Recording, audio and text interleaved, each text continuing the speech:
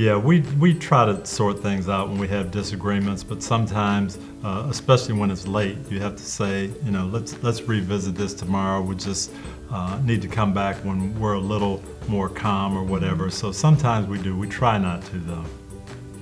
Yeah, we try not to.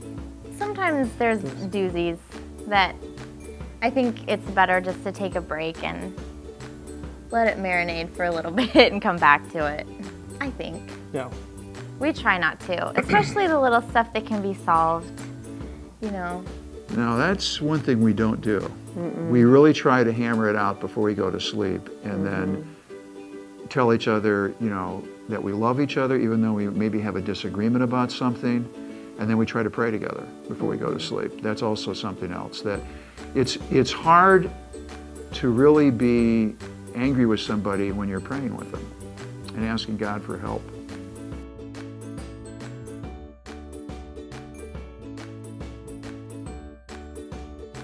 Oh, a million things. He's so good with people. He's so social and outgoing and just loves people. And I admire that because I'm more introverted. And I love that he just gets energy from people. I think that's really cool. I wish I was more like that. Her knowledge of music, her love of music. I'm not that big a music person. I enjoy listening to it sometimes, but past that, not really an interest, but she tends to excel, and it's always been a passion of hers, so that would be what I would say. He is good at letting things just roll off of him, and I mean, he gets stressed out at things, but he is just, it's easy for him to have something happen and then just bounce back. He's not overly emotional, but he also deals with his emotions, so I feel like he's able to see situations for what they are and kind of get to the bottom of it, get to the bottom of issues or people pretty quickly. So when I'm kind of can draw things out and go over and over with them, he doesn't do that, and he's genuinely unaffected by a lot of things, which is nice.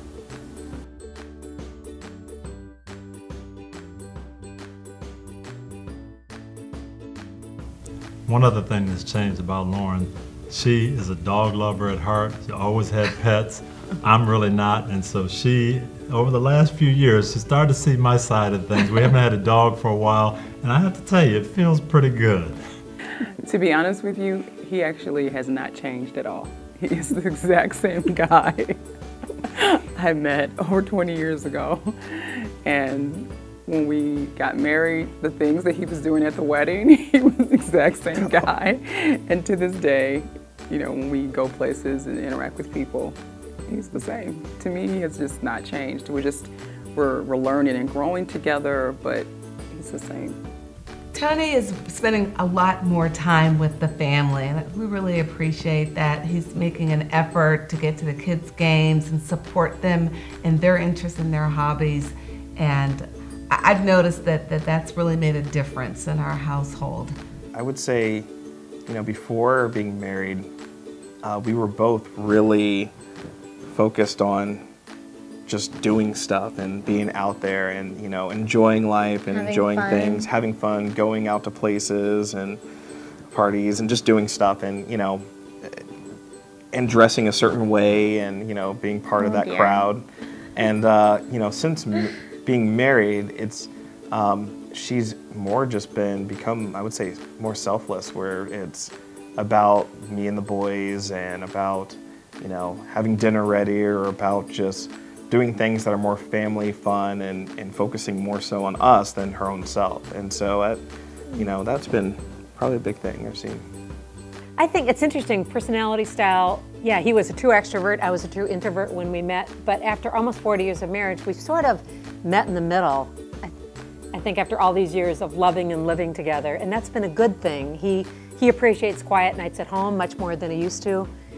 I think he used to like to be the life of the party and the joker all the time, and always go, do. But being home, quietly reading, listening to people is very important. So in a sense, it's almost like all these years of marriage have smoothed the rough edges off of both of us.